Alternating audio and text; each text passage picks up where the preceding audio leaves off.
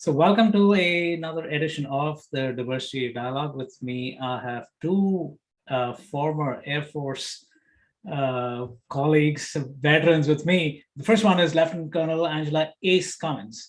Welcome to the show, Angela. Thank you so much. And then I have Shamaria Gonzalez, who's also ex-Air Force. Welcome to the show, Shamaria. Thank you for having me. So why don't we start with you, Angela, and talk a little bit about your background and where you are right now. Well, I started out in the military. Actually, I started out in the Army, actually. Because the school I went to did not have Air Force ROTC. And so once I met my now husband, he was Air Force. I did it, something that never really happens before. It rarely happens. I did an inter-service transfer to get into the Air Force. And it was like one day I was in the Army, the next day I was in the Air Force. And I did this as I was a captain.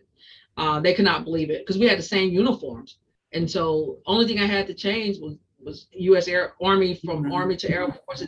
Everything else stayed the same.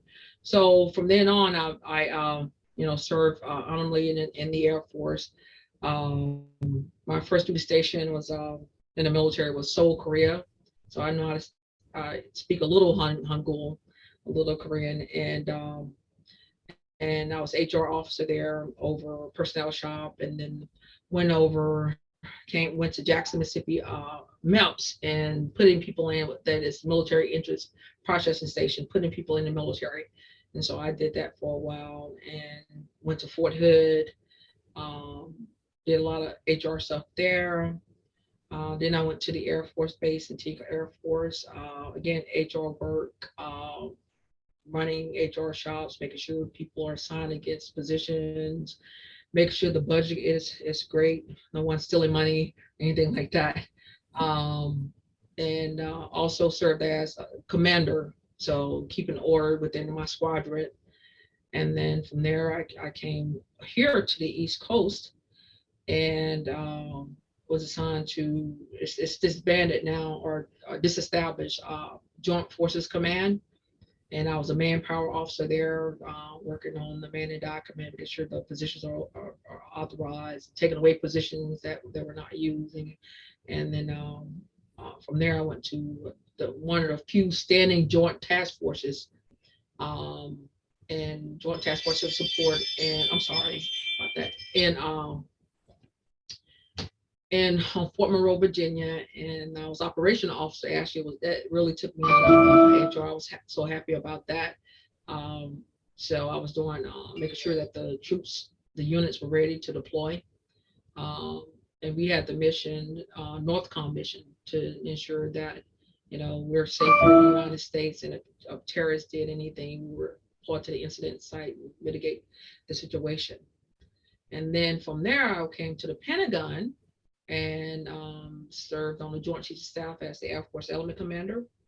And also I was over the Personnel Services Division for the chairman, and also for the Senior Air Force General Officer. My last Air Force duty assignment was Headquarters Air Force, and I was the Chief Diversity Inclusion Officer. And that was the best Air Force assignment, best military assignment I had. It felt like I was in school because read a lot of books, we saw a lot of videos, and understood how we got here to even saying race, using race, how did black, white, all that happen. And I learned all that from the foundation all the way up. And so I loved that field. And that's why I still do it. People ask me to talk, I'll talk on a panel, I'll go and talk to anyone about diversity because it's so very important. And so that's a lot about me, and I'll go into how I got interested in cybersecurity later on. Sounds good. Okay, thanks for that backdrop of yours. And Shamaria, let's jump into you. So I know you've had a Air Force background as well as other things in the civilian side. So talk a little bit about that. Yes, Angela, yeah, that was an amazing story. So thanks for sharing. Thank you. No problem. My story. I don't like to think about it a lot, but okay. It is. I was like, wow, I'm really impressed. It's amazing. So I joined the Air Force right after high school. I was one of those kids that at 11th grade, Wow. I was like, I already know what I want to do for the rest of my life, or so I thought, you think. Mhm. I joined the Air Force after checking out all of the other branches and realized that this was obviously the branch for me. I scored almost perfect on the ASVAB, so I decided, okay, I wanted to do the FBI, the CIA once I got out of the military. So I decided to do OSI, which is the military intelligence in the Air Force. In the middle of that, life happened, and so things changed, and I actually had to sign a waiver to get away from that position because I no longer thought that I could do it with everything that was going on.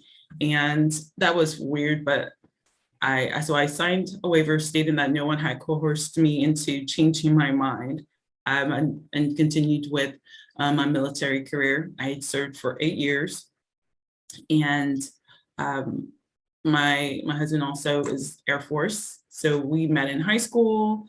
And once I got out, it was right before 9/11, and which was just words can't even say, but I decided to get out because they were sending both service members overseas, and for the Air Force to send both members, it's really rare. So I was like, I'm not going to leave my children to, God forbid, something that would happen to both of us. So I decided to get out. He stayed in. After that, I got into technology. So I worked at Intuit with their small business, their tax program, their commerce, all the enterprise programs, which I really loved because I liked working with technology.